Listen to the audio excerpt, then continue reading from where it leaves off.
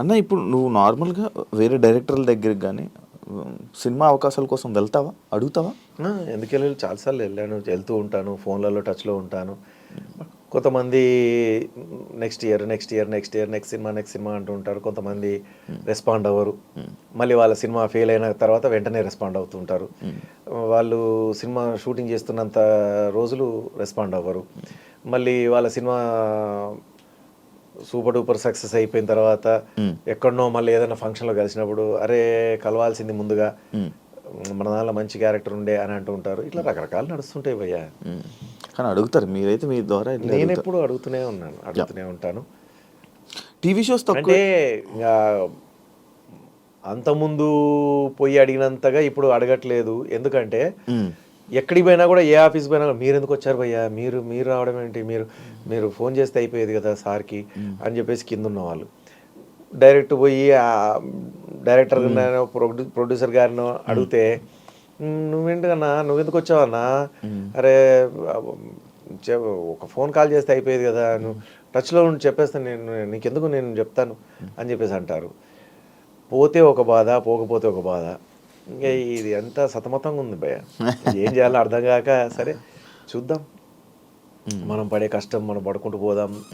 ఎన్నటికైనా మళ్ళీ మంచితనం అనేది గెలుస్తుంది. ఎన్నటికైనా కష్టపడేటోరికే మళ్ళీ పని దొరుకుతుంది. ఎన్నటికైనా డూప్ ఎవరు, రియాలిటీ ఎవరు అని తెలుస్తుంది. ఎన్నటికైనా మంచోడు ఎవడు, చెడ్డోడు ఎవడు అని తెలుస్తుంది. ఏ రోజుకైనా అది బయటపడుతుంది. ఎన్ని రోజులు దాగచ్చినా దాగదు అది. మంచితనము బయటపడాల్సిందే, చెడ్డతనం బయటపడాల్సిందే. అన్న మీ లైఫ్ని సెట్ చేసి, కాకపోతే నాకు శక్తి సామర్థ్యం ఉన్నప్పుడే తొందరగా నా మంచితనం బయటపడి, నా టాలెంట్ కానీ, నా గుణగణాలు కానీ తెలుసుకొని డైరెక్టర్లు కానీ, ప్రొడ్యూసర్లు కానీ అవకాశం ఇస్తే బాగుంటుంది. ఇది మొత్తం ఇక ముసలోడిని అయిపోయి మంచం మీద పడ్డ తర్వాత వస్తే అప్పుడు ప్రయోజనం ఉండదు కదా. అప్పుడు ఒక ఆర్టిస్ట్ని కోల్పోయినట్టే ఇండస్ట్రీ. ఇప్పటికే చాలామంది మంచి ఆర్టిస్టులను కోల్పోయింది. బ్యాక్ పిచ్చింగ్ జరుగుతుందా అన్న మీ దాంట్లో? వెనకతల నుంచి మాటలు, వెనకతల నుంచి తొక్కడాలు అలాంటివి ఉన్నాయా? ప్రతి దాంట్లో ఉంటుంది. నీ దాంట్లో లేవా? శివారెడ్డి గారు వస్తున్నారు, ఇంటర్వ్యూ చేయాలంటే అమ్మ నేను చేస్తా, ఆయన ఎందుకు నేను చేస్తా అని చెప్పేసి ఇట్లా చాలామంది ఉంటారు. అట్లాగే ఇంకొకరికి ప్రమోషన్ ఇస్తున్నామంటే ఆయనకి ఎందుకు, ఈయన ఉన్నాడు కదా, ఈయన బాగానే ఉన్నాడు కదా, ఈయనకి ఇవ్వచ్చు కదా ప్రమోషన్ అని ఉన్న వాళ్ళు ఉంటారు. ఒక సినిమాలో ఒక క్యారెక్టర్ ఒకరికి ఇస్తున్నామనంటే, ఎందుకులే నా పక్కన వీడు బాగుంటాడు, వాడిని పెట్టు, వీడిని ఎందుకు, వీడొద్దు, వాడిని పెట్టు అని చెప్పేసి వాళ్ళకి లింక్ ఉన్న వాళ్ళకి పెట్టించుకుంటూ ఉంటారు. నేను జరుగుతూ ఉంటాయి. ఉంది చాలా ఉంది తెలుగు ఇండస్ట్రీలో. ఎందుకు తెలుగు ఇండస్ట్రీ అని, ఏ ఇండస్ట్రీలోనే ఉంది. ఇంకా తెలుగు ఇండస్ట్రీలోనే ఎక్కువ ఉందని అనుకోవచ్చు. అవునా? నీకు అనుభవం ఏమైనా ఉందా? ఒకటి ఏమైనా? చాలా ఉన్నాయి. ఒక్కటే ఉంది, చాలా ఉండబట్టే కదా నేను ఇంకా ఇక్కడే ఉన్నాను. లేదంటే మంచి పొజిషన్లో ఉండేది. ఒక కమెడియన్ గాను, ఒక చిన్న కామెడీ హీరోగాను, కామెడీ సైడ్ హీరోగాను, లేకపోతే కామెడీ ఆర్టిస్ట్ గాను ఏదో నడిపించుకుంటూ, ఓ సునీల్ లాగానో, ఓ ఆలీ అన్న లాగానో, ఇట్లా శ్రీనివాస్ రెడ్డి లాగానో అట్లా ఏదో నడుచుకుంటూ ఉండేది నాది. సత్యం రాజేష్ లాగా, లేకపోతే మన వెన్నెల కిషోర్ లాగా ఏదో ట్రాక్ నడుస్తూ ఉండేది కదా. కాదన్న, ఇది దూకుడు సినిమా తర్వాత నేను యాక్చువల్ కమ్బ్యాక్ అనుకున్నా. అందరూ అనుకున్నారు. అసలు దూకు సినిమా తర్వాత నేను ఎక్కువ ఫన్ కూడా అనేది అంత బాగుండే. అరే చాలా రోజులు కనిపించేది. అంతెందుకు శ్రీను వైట్ల గారే ఇవ్వలే అంత పెద్ద హిట్ దూకుడు మూవీ. శ్రీను వైట్ల గారే మళ్ళీ పిలిచి ఇవ్వలే. తర్వాత 2 సినిమాలు 3 సినిమాలు చేశాడు. బట్ ఇప్పటికీ నేను నా మెసేజ్లో ఉంటుంది చూడు, సార్ ఈ సినిమా అన్నా ఇవ్వండి సార్, ఈ సినిమాలో ఉన్న అవకాశం ఏంటి సార్, ఈ సినిమా అన్ని, ఏ సినిమాకి ఆ సినిమాకు నేను మెసేజ్లు పెడుతూ ఉంటా, ఆఫీస్కి వెళ్తూ ఉంటా. రైటర్ గోపి మోహన్ గారు ఉన్నారు, ఆయనకు కూడా చెప్తుంటాను, సార్కి చెప్పండి ప్లీజ్ ఏదన్నా చిన్న క్యారెక్టర్, 1 డే క్యారెక్టర్ ఉన్నా సరే శ్రీను వైట్ల గారు చెప్పండి. గోపి మోహన్ అన్నకి ఇప్పటికి మెసేజ్లు పెడుతూ ఉంటాను. ఇప్పటికి నిన్న మొన్న కూడా పెట్టా, new year, happy new year అని చెప్పి పెడితే, ఈ ఇయర్ నీకు అద్భుతంగా జరగాలని కోరుకుంటున్నాం బ్రదర్, చాలా సినిమాలు చేయాలా, నువ్వు ఇంకా మంచిగా బ్రహ్మాండంగా ఉండాలి, మంచి పొజిషన్లో ఉండాలి, అసలు నీలాంటి మంచి వ్యక్తి, నీలాంటి హెల్పింగ్ నేచర్, నీలాంటి టాలెంటెడ్ అని చెప్పి చెప్తా ఉంటే, ప్రతి సంవత్సరం ఆశతోనే బతుకుతున్నాను సార్ పెట్టి. అంతే, ప్రతి సంవత్సరం ఆశతోనే బతుకుతున్నాను సార్, ప్రతి సంవత్సరం మీరు చెప్పిన ఆ మాటలతోనే కడుపు నింపుకొని బతుకుతున్నాను సార్ అని చెప్పేసి పెట్టా. లేదు ఈ సంవత్సరం ఖచ్చితంగా చెప్తాను, ఎక్కడ అవకాశం ఉన్నా చెప్తాను అన్నాడు. మేబీ వాళ్ళ ప్రయత్నాలు కూడా వాళ్ళు చేస్తూ ఉండొచ్చు. మన రాత బాగాలేనప్పుడు మనం ఏం చేస్తాం అన్న? యాక్చువల్లీ శివారెడ్డి అన్న అంటే లైఫ్ సెట్ చేసింది మిమిక్రీ కాదని అనలేదు, కానీ అదే మిమిక్రీ వల్ల యాక్టింగ్ అంటే యాక్టింగ్ అవకాశాలు తగ్గడం జరిగింది అని అంటే యాక్సెప్ట్ చేస్తావా అన్న? మేబీ అట్లా కూడా ఉంటాయి కానీ ఇప్పుడు ప్రభుదేవ్ గారు డ్యాన్స్ మాస్టర్ అట్లా అని చెప్పేసి హీరోగా రానివ్వలేదా ఆయన? ఆర్పి పట్నాయక్ గారు ఉన్నారు, ఆయనను హీరోగా రానిచ్చారు. మనం మ్యూజిక్ డైరెక్టర్ అని చెప్పేసి మ్యూజిక్ డైరెక్టర్ పక్క పెట్టలే కదా. ఆ లెక్కన తీసుకుంటే బ్రహ్మానందం గారు కూడా మిమిక్రీ ఆర్టిస్టే. సో ఆయన బ్రహ్మాండంగా వచ్చారు. జూనియర్ వేణుమాధవ్ భయ్య కూడా మిమిక్రీ ఆర్టిస్ట్. ఆయన అద్భుతంగా చాలా సినిమాలు చేశారు. కాకపోతే మీరు అన్నట్టుగా వీళ్ళకంటే మిమిక్రీ ఆర్టిస్ట్గా నన్ను అంటే యాక్టింగ్ స్కేల్ని ఎక్కువ డామినేట్ చేసేసింది. సినిమాల్లో నాకు వచ్చిన పేరు కంటే మిమిక్రీ ఆర్టిస్ట్గా వచ్చిన పేరు చాలా పెద్ద ఎక్కువ. సో అందుకని చాలా మందికి ఏంటంటే మిమిక్రీ అన్నప్పుడు మాత్రమే నేను గుర్తొస్తున్నాను. యాక్టింగ్ అన్నప్పుడు వీళ్ళలో యాక్టింగ్ స్కిల్స్ ఉన్నాయి అన్నది గుర్తు రావట్లేదు. ఇక్కడ మిమిక్రీ ఆర్టిస్ట్ అనేది డామినేట్ చేస్తుంది యాక్టింగ్ని, యాక్టింగ్ స్కిల్స్ని డామినేట్ చేస్తున్నట్టు. సో నీకు ఒక అవకాశం ఉంది అంటే ఏం చేస్తున్నావు అంటే ఆ క్యారెక్టర్కి ఎవరు పలానా కామెడియన్ పిలుద్దాం అన్న ఆలోచన పోతుంది. నీకు ఒక మిమిక్రీ ప్రోగ్రామ్ అవసరం ఉంది అనేసరికి ఆ పలానా శివారెడ్డి పిలుద్దాం అని ఉంటుంది. సో అట్లా మిమిక్రీ అనేసరికి నేను గుర్తొస్తున్నాను కావచ్చు, యాక్టింగ్ అనేసరికి నేను గుర్తు రాకుండా వేరే ఆర్టిస్టులు గుర్తొస్తారు కావచ్చు అని అనిపిస్తుంది. సో అట్లా జరిగి ఉండొచ్చు, అట్లా కూడా అయ్యి ఉంటుంది, మేబీ అయ్యి ఉండొచ్చు. ఒకప్పుడు హీరోలు పెద్ద పెద్ద యాక్టర్లు వేసుకునే డ్రెస్సులు అంటే వాళ్ళు చేసే మెయింటెనెన్స్ దానికి డబల్ శివారెడ్డి అన్న మెయింటైన్ చేసేవాడు. ఆ మెయింటెనెన్స్ చూసి పక్కా ఆ హీరోలు కానీ యాక్టర్లు కానీ ఆశ్చర్యపోయేవాళ్ళు. అది ఎలా సాధ్యమైంది, అది ఏమైపోయింది? యాక్చువల్లీ ఓపెన్గా చెప్తున్నా, ఒక కమిడియన్, నాకు బాగా ఇష్టమైన కమిడియన్, నేను అంత సూపర్ డూపర్ డ్రెస్ వేసుకొని లొకేషన్లోకి వచ్చినప్పుడు వద్దురా బాగోదురా అన్న, మనం మంచిగా నీట్గా తయారయ్యి మంచిగా పద్ధతిగా మంచిగా వస్తే, మంచిగా నచ్చిన డ్రెస్ వేసుకొని వస్తే తప్పే ఉందన్న. లేదురా, ఓ రోజు కారు కొనుక్కొని కారు లొకేషన్కి తీసుకెళ్ళాను, అప్పుడు కూడా వద్దురా అని చెప్పేసారు అన్నాడు. సో అట్లా మేబీ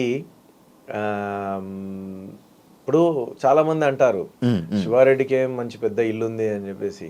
ఎవరికి లేదు చెప్పండి? ఏ కమిడియన్కి లేదు ఇల్లు చెప్పండి? అవును, అందరికీ 2 ఫ్లాట్లు 3 ఫ్లాట్లు ఉన్నాయి, అందరికీ ఇల్లులు ఉన్నాయి, అందరికి సొంత ఇల్లులు ఉన్నాయి.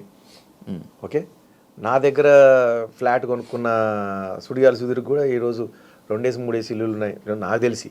తెలియకుండా ఇంకెన్ని ఉన్నాయో నాకు తెలియదు, మరి చెప్తున్నా.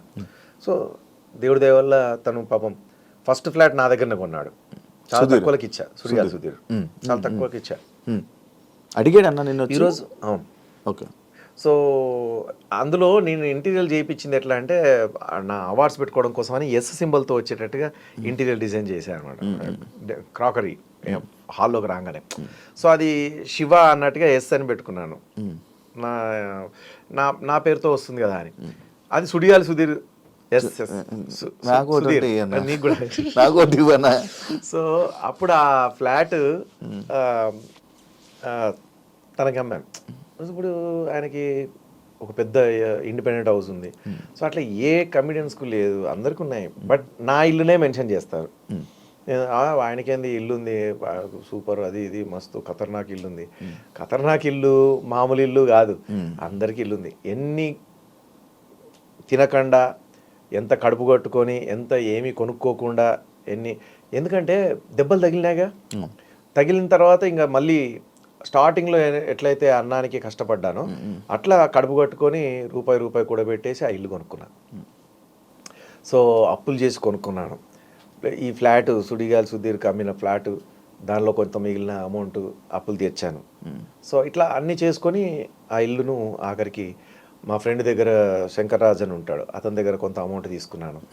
మణికొండలో చిన్న ల్యాండ్ ఉండింది, అది అమ్మేసి అల్కాపూర్ టౌన్షిప్లో ఉండే అది అమ్మి దీనికి అంటే ఇన్ని అమ్ముకుంటే ఆ ఒక ఇల్లు వచ్చింది. ఇప్పుడు సైట్లు ఏం లేవన్నా చెప్తున్నా, ఎగ్జాంపుల్. ఓకే, ఎగ్జాంపుల్ కాదు, ఉన్నదే. సో అన్ని అమ్ముకుంటే ఆ ఇల్లు వచ్చింది. సో ఆ ఇల్లు నేను ఎందుకు మరి అంత బాగా కొన్నాను అంటే, అంత బాగా ఏం కాదు, అదే అందరికీ అట్లా కనబడతా ఉంటుంది తప్ప అంతకంటే అద్భుతమైన ఇల్లులు ఉన్నాయి మా కమిడియన్స్కి. బండ్ల గణేష్ దగ్గరికి పోదాం, లేకపోతే ఇంకొక పేర్లు వద్దులే పాపం, అట్లా చెప్పొద్దు తప్పు. కానీ చాలామంది ఇప్పుడు సుడిగాలి సుధీర్ ఇంటి ముందు ఇల్లు ముందు నా ఇల్లు నథింగ్, నా దగ్గర ఫ్లాట్ కొనుక్కున్నా అతను మరి.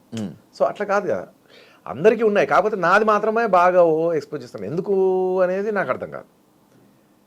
దానివల్ల వాళ్ళకి ఏమో మరి నాకు తెలీదు, కావాలనా లేకపోతే నా మీద అందరికీ ఆయనకి ఎందులే అని చెప్పేసి అవకాశాలు రావద్దనా, లేకపోతే ఏంది, అది ఏ రకంగా ఎందుకు అది స్ప్రెడ్ చేయడమో నాకేం అర్థం కాదు.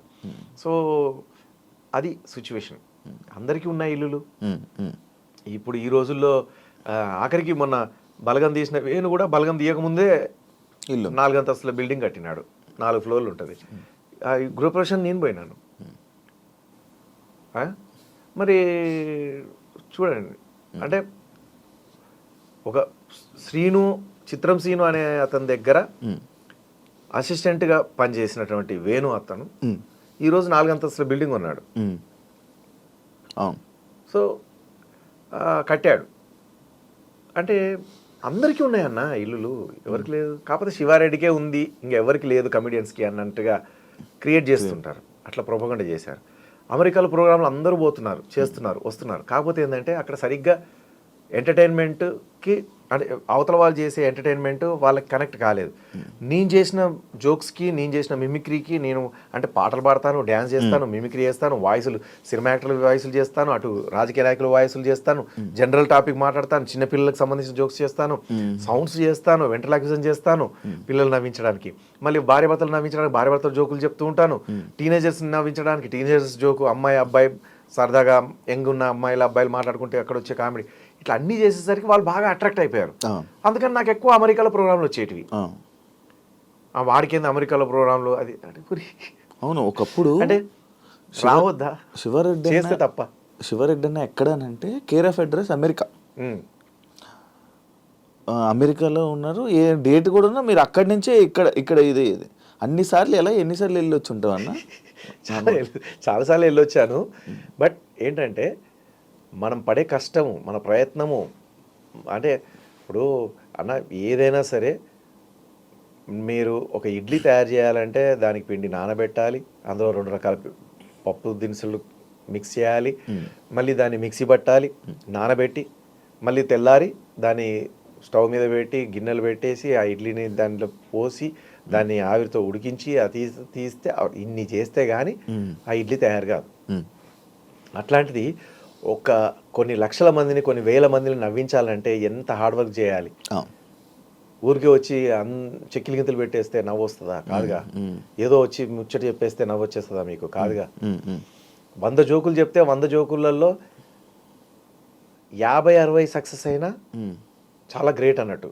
కానీ నేను అట్లా కాదు, 100 జోకుల్లో 100 జోకులు సక్సెసే కావాలి, 100 జోకులకి నవ్వాలి, ఒక్క వర్డ్ కూడా వేస్ట్ కావద్దు నాది స్టేజ్ మీద.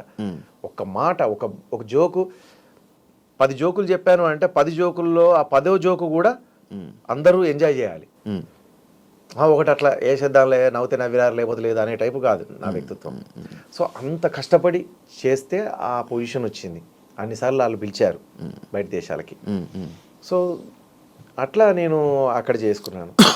వాడు అక్కడనే ఉంటున్నాడు, వాడు అక్కడనే చేసుకుంటున్నాడు, ఇప్పుడే వచ్చాడు అమెరికా నుంచి, ఇప్పుడే దిగాడు అని యాంకర్స్ కూడా అప్పుడు సరదాగా ఆట పట్టిస్తూ స్టేజ్ మీద పిలిచేవారు. ఇప్పుడే యూఎస్ నుంచి వెళ్ళి దిగినటువంటి శివారెడ్డి గారు వేదిక మీదకి రావాల్సిందిగా కోరుతున్నామని ఆడియో రిలీజ్ ఫంక్షన్స్లో అక్కడిక్కడ అట్లా పిలిచేవాళ్ళు.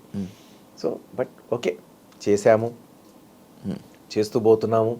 ఇంకా కష్టపడాలనే తత్వం ఉంది, కష్టపడే తత్వం ఉంది, కష్టపడగలుగుతాను. నాకు ఇంకా బాగా ఇష్టం కష్టపడడం. అది ఇందాక చెప్పాను కదా, వెనకాల నుంచి వెళ్ళి కత్తులతో 100 మంది కత్తులతో కూర్చుతున్నా కూడా ఎదురుగుండా ప్రోగ్రామ్ ఉందనుకో మిమిక్రీ చేస్తూనే ఉంటాను. ఎదురుగుండా కెమెరా పెట్టేసి యాక్టింగ్ చేయమంటే సినిమాల్లో యాక్టింగ్ చేస్తూనే ఉంటాను. నాకు కూర్చున్నా కూడా నాకేం తెలియదు. సో అలాంటి రక్తం నాది. నరనరాల్లో ఎంటర్టైన్ చేయాలి.